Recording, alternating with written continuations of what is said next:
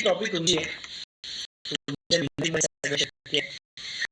तेव्हा बघितलं, मला खरं सांगा मला काय फिलिंग होती माहिती का, मी जेव्हा स्टेजवर गेलो होतो, मी अख्खी रात्र मी रडत होतो, डोळ्यात पाणी येत होतं. का माहिती, कारण मी आयुष्यात क्रिकेट बनून वर्ल्ड कप नाही जिंकू शकत, पण मी प्रत्यक्ष आयुष्यात प्रतिष्ठा तर जिंकवलं.